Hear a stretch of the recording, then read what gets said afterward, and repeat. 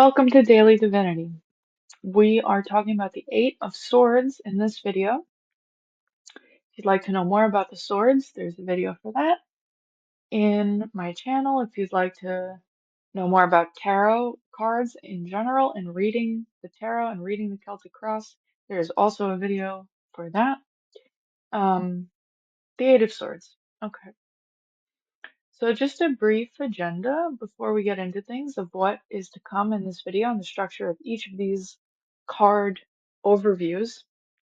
First, I'll give three words that signify this card, that represent this card. Those are overall kind of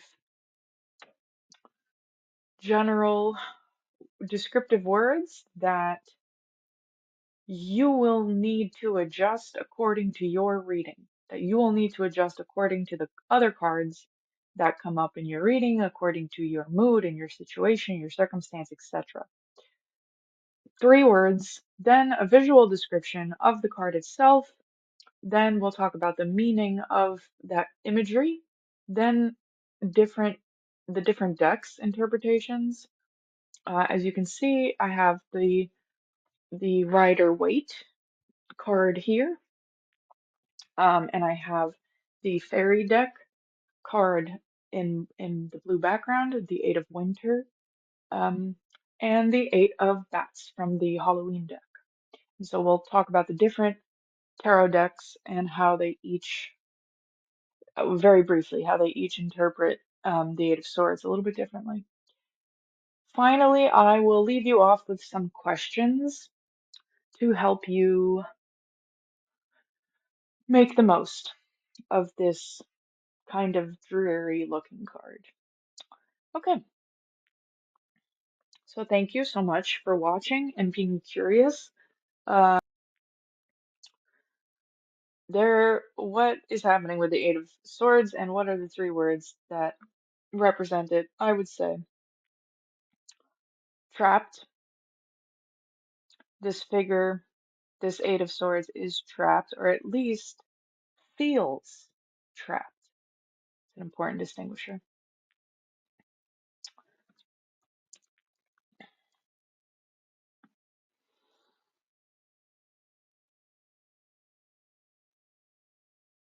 Blind. The Eight of Swords is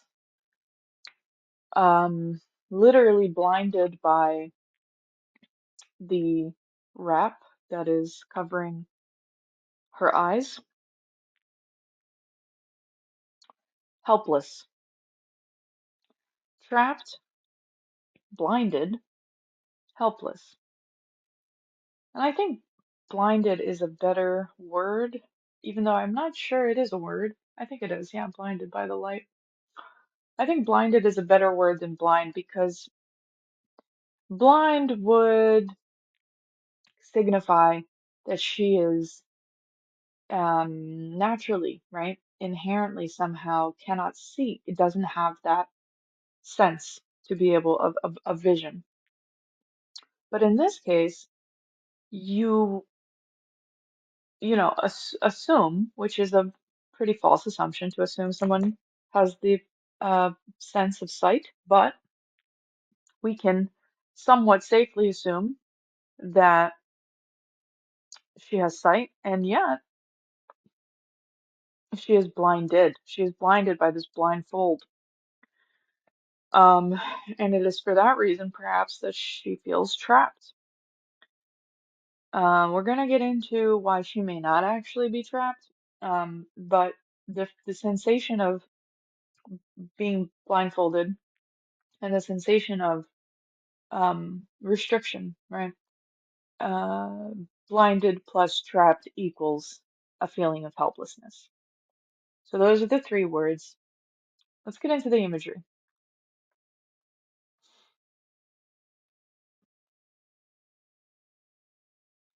Let's talk about the environment first, and then we'll get into the figure and some details. The environment of this card is a very gray and cloudy day. In fact, not even cloudy, just overcast, really. And the figure is in the foreground and she's wearing a long flowing gown that is kind of a reddish color, and her arms are bound with rope. So they're next to her side and they're bound with rope. Um, and her eyes are covered with a blindfold. Now, I'm saying she here. I don't know. This is supposed to be a woman. I'm just, I don't know, vibing with this card right now. Um, there is no gender though, just to be clear. This is just my interpretation. Surrounding the figure, who is bounded and blindfolded, I should say, are 8 swords that are stuck into the ground. They are embedded vertically into the ground. So they're sticking up straight, and the handle is in the air and the point is in the ground. The swords form a kind of loose circle around this figure, around this woman, and their blades are, the swords themselves are kind of silvery with some bluish hints, and um yeah. Oh, and they've got like a handle that is cross shaped. The ground beneath the figure is uneven, and this is important, so we'll get into this, but there are patches of ground that are beige, probably signifying some kind of sand. There are patches of water, kind of a stream that is very feebly running through in the middle of the sand, the patches of sand, and the patches of there's some tiny patches of um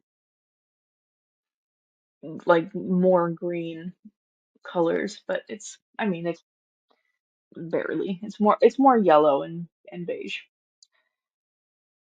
In the background, there is a very tall mountain with very distant and tall mountain, and there is a distant castle on top of that mountain, which is kind of faintly visible, um, which adds a kind of depth to this image because it's so far away. Okay, that's the visual description. What is the meaning of this card?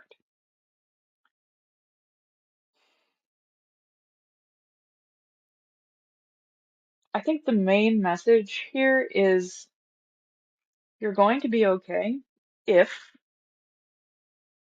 you can believe in your own ability. I'm going to say that again. You are going to be okay if you can believe in your own ability. I think this card, if I had to wrap it up in just one word, it's a message about self-efficacy, which is a phenomenal word that I think not enough people know what it means.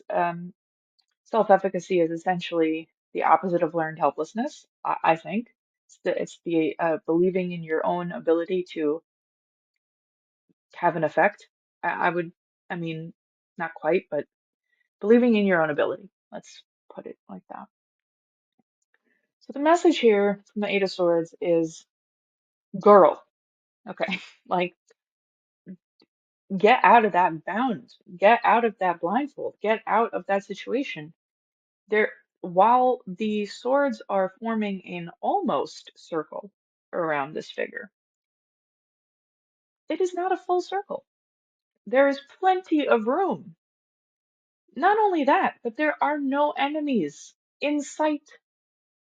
She's blindfolded, so she doesn't know this, but there are no enemies anywhere around. They just left their weapons with this figure and dipset. Like they're Audi 5000.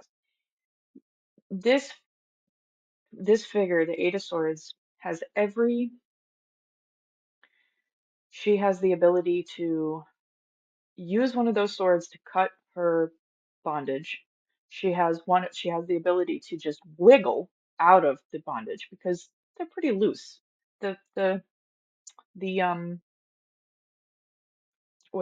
cloth, whatever that is wrapped around her is fairly loose. And you can tell this because if it were tighter, there would be a kind of a different shape to her body. They're loose. They are loose. She could just wiggle herself out. She could take off the blindfold. She could walk very easily forward out of these semicircle of swords. She could get out of this situation, is the point. She could get out of this situation. If, again, if, it's a huge if. Because what? Because if you continue to be the Eight of Swords, if you continue to not believe and have the blindfold on and just stand there waiting for your enemies to do whatever it is they're going to do, um, then what happens is the kind of natural aftermath of that is the Nine of Swords and the Ten of Swords, which are about anxiety and defeat. Consider this your chance. Consider this your wake-up call when you get this card. Consider this a message from source, from spirit, from God, from whomever you believe is the higher power that is speaking to you through these cards, from yourself, your own higher self. The message here is fuck out of there. You got this, right? Like you can do it. But again, it is an if. It's not a guaranteed anything. Um, okay. So that's the meaning. And I'll say something else too, is like this is not an easy um it's not easy. It's not easy. Self-efficacy is not easy. Learned helplessness isn't easy either, but somehow it is more of a default for a lot of people for a lot of reasons. Cough, cough, trauma. But you know, for a lot of reasons. So I say it's not easy, not just on a like objective kind of meta human to human level, but I say it in terms of this card specifically. The castle that is way in the background that signifies a depth, like in terms of visually showing that there's a distance between this figure and the castle behind her, is that let's say that's her home. Let's say the castle is where she came from. And she's like been kidnapped and she's being held hostage far away from the castle. It's not easy, right? I mean, even if she does wiggle out, walk away, she's got to walk a long stretch back or forward, whatever.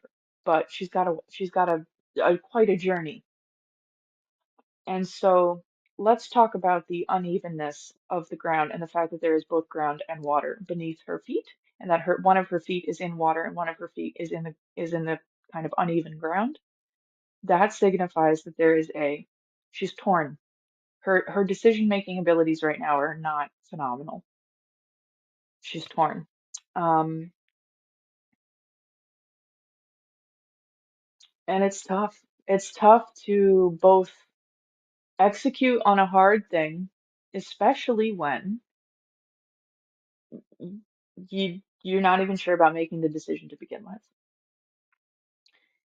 Especially when you don't believe in yourself. So like all three of these elements, self-efficacy, doing the hard thing, and making the decision. I didn't say that in the right order, but like all three of those elements and aspects of in feeling trapped, need to be addressed in this card. It's quite a card. It is quite a card. And I will just, before I talk about the different decks and the questions, I'll add a note that the swords are the element of air and they represent, you know, big picture, like very overview, simplistic. They represent the mind, the head, the thoughts, beliefs. Um, And so there's a very the message here is very heavily focused on like the starting place here is just to believe. Like believe you can do all these things, believe you can take off the blindfold, believe you can take off the bondage, believe you can walk away from the swords, believe you can walk all the way back to the castle or forward to the castle. Believe, believe it, believe it, believe it, believe it. You must. You must. There is no living creature out there that is not equipped with what they need. Not a one. At least that's my philosophy. That's my principle. But I mean, I just think that's I think that's the truth. So believe it. Okay, different decks. Fairy, the fairy deck and the Halloween deck. The fairy deck has a message below. It has some words here at the bottom, and it says, "You have what it takes." Here we go. I need you to, I want you to say this. I don't think you can, but it says, if only you believe in yourself. Yeah. No, I know. No, I know. Thinking that you are powerless when you're not. When you're not. A lack of self-confidence that keeps you from getting what you want. A lack of self-confidence that keeps you from getting what you want. Ugh. Boy, oh boy. And the imagery on the fairy deck is interesting. It's a princess looking figure, and she does look feminine, and she, not that that's necessarily her pronoun, but she is floating on a piece of ice, and that's her version of being trapped. Like she doesn't, and there's plenty of land or ice kind of one step away from her. And so she's like she's looking in the other direction as if like, oh no, I'm on this tiny piece of ice and I cannot move. Please shut you get just all you have to do is take one big step and you're on land. Like I mean I say it like it's easy. It's not. You have to believe it, you have to turn around, you have to take the big step and have the courage to take the big step. It's not easy. It's not. But like, what is the alternative?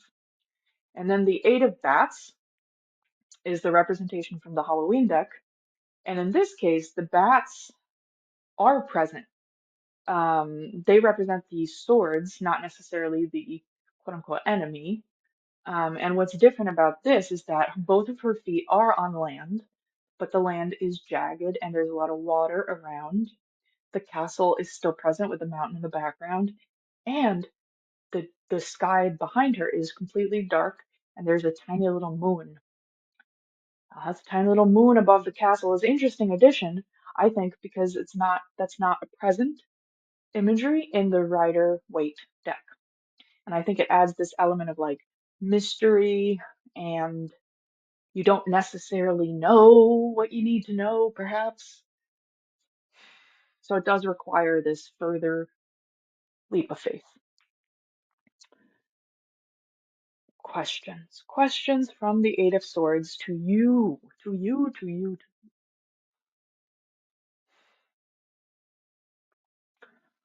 What is holding you back? What is holding you back, and how can you move forward?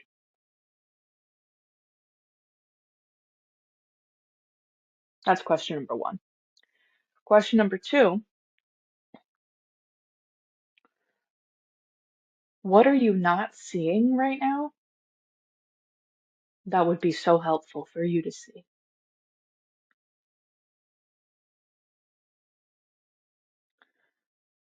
Okay, so that's the end of this. Um, I'm kind of feeling stressed out right now. The Eight of Swords is a stressful card. Um, but I thank you. I thank you for sticking around. If you've watched this whole thing, I thank you. I thank you for believing in yourself If you can get to that point, then you have made the world a better place.